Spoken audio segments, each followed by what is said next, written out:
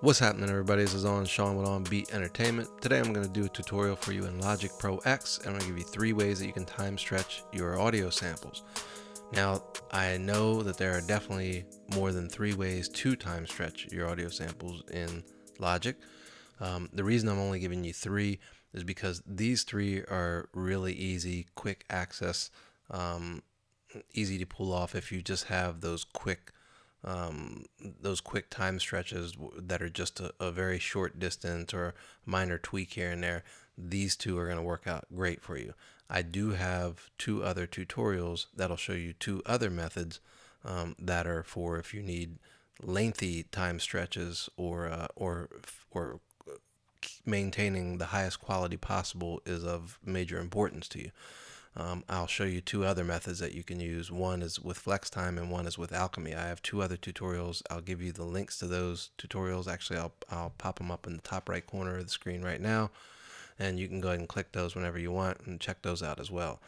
And those provide superior sound quality actually, but these will do perfectly if it's, again, just a short distance. Then you're not going to notice really anything with the sound quality anyway. So anyway, let's jump right in. As you can see on the screen here, I've got some stuff pulled up here. This is just a song that I started working on. I'll play you a little snippet of the song, and then I'll play you the sample within that song, which you'll hear that we're going to be working on today. So here's a little snippet.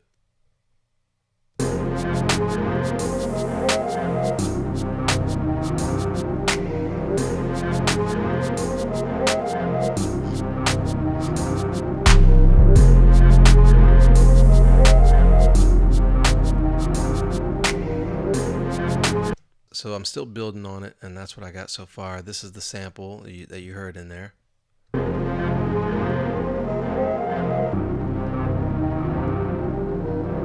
So with that, let's go ahead and jump in and show you the first method, which is going to be to come right over here. And let me make this a little bit bigger for you.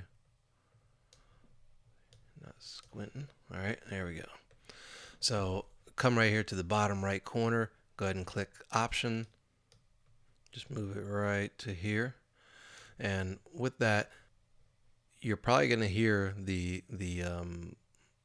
difference in audio quality right there, because that's kind of a lot for this. You can only move this one just a very little bit before you start noticing the sound quality, and it depends on the sample too. It definitely depends on what the sample is. Some samples you can drag much further than this, and they'll be fine. But in this sample, you're definitely going to start hearing it, even just with that little section right there, which is just a quarter note that I dragged it.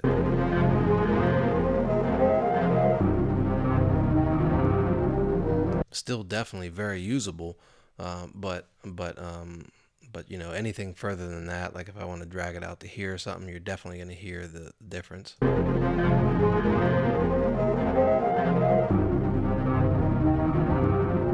Okay, so let me undo that a couple times, get us back to normal. And speaking of undoing, this first option is non-destructive, so you can undo it, which is good, because if you mess up or you go too far, you can just click undo, Command Z, and you're right back where you started from, which is there. So with that, let's show you the second method now, which is going to be using Time and Pitch Machine. And to get Time and Pitch Machine, you're going to want to come down here to your editor window. So just double click on the audio region that you want to use, and it should pop up down here. This is the icon for the editor. So now I'm going to come down here to File and come over here to Functions, come down to Time and Pitch Machine, click that, and now we've got this. We've got 2 columns here, original and destination. I'm not going to get into this too much, but these have to do with algorithms, and you can set these. It's kind of like the algorithms in FlexTime, if you know those. These are slightly different, but same general idea, where universal is going to be the one that you're probably going to use 9 times out of 10. This will cover you if you're ever unsure. Just use universal. But some of these other ones, it is good to know the difference between these, like monophonic and pads. Version 5, that's like an old version of Logic, version 5.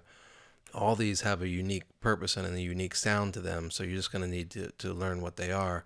But for the sake of today, we're just going to use universal because that'll cover us.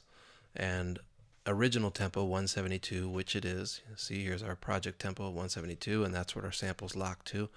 And it's asking you destination, what you want the destination tempo to be.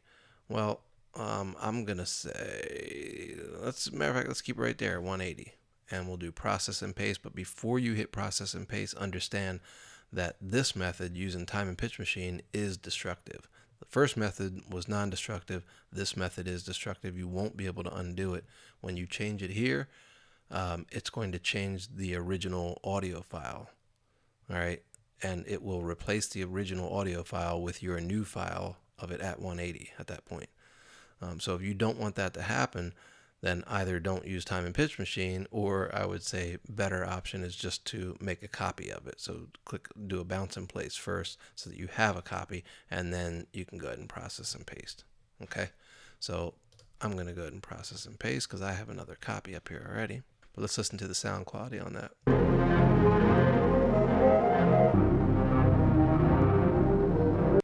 Still pretty decent, right? But you can hear that it's starting to get pushed to the limit. So so time and pitch machine, and again, if I click undo right now, nothing's going to happen. It's not going to be able to undo it because it is a destructive action. So that's time and pitch machine. Third option is, let's mute this one, take that off solo, and we'll turn this other fresh copy on.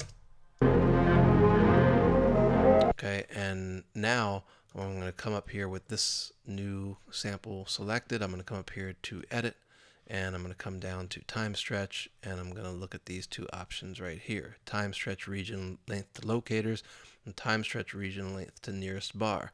These both access time and pitch machine to use them. However, even though they access time and pitch machine, it is an undoable action. So you are able to undo what it is you're about to do here. So with that, if I wanted this to go to, where's the end of that locator there? And I'm just going to bring this locator back to 31, or actually to 30 for right now. So let's say that I want this sample to go to the nearest locator, which would be this one, right? 30. So I would just Command Option L, and it's going to say, are you sure you want to apply time and pitch machine to the selected area? I am sure, so I'm going to hit process, and there we go. It dragged it to the nearest locator and time compressed it.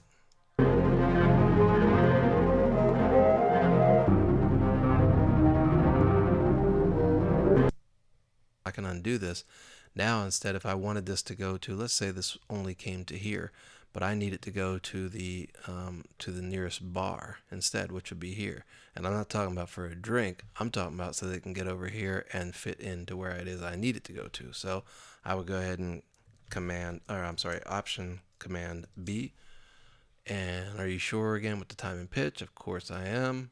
And boom, now it pulled it to the nearest bar, and there it is.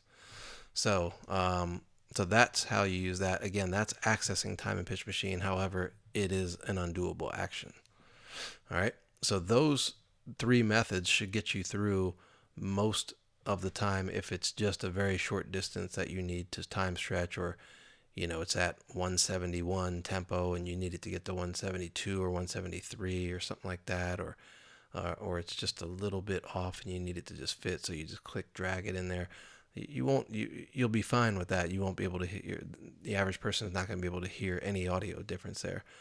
But with extreme stretches, when you start, doubling it in size or halving it and, squishing it all the way down, compressing it all the way down here or something, you're gonna notice too much signal loss when you use these methods. You're gonna want to use something better, in which again I mentioned earlier that I have a tutorial on FlexTime and also one on Alchemy showing you how to time stretch in each, and it's very simple in each one, but the audio quality is phenomenal. So check those out if that's what you're after. And other than that, that's all I got for you in this tutorial. If you would, please click the thumbs up button for me down below. In addition, I'd certainly appreciate your support, and all you have to do for that is to hit the red subscribe below. That's it. Please leave me a comment too. I do read all of them, whether it's a follow-up question or maybe you want to request a tutorial on a different subject, or you have a question on a different topic, whatever it is, I'd love to hear from you. You can follow me on places like Twitter and Instagram. I am at @onnseanbeats, and all my social media links are in the description below, so hopefully I'll see you there too. As always, thanks for watching.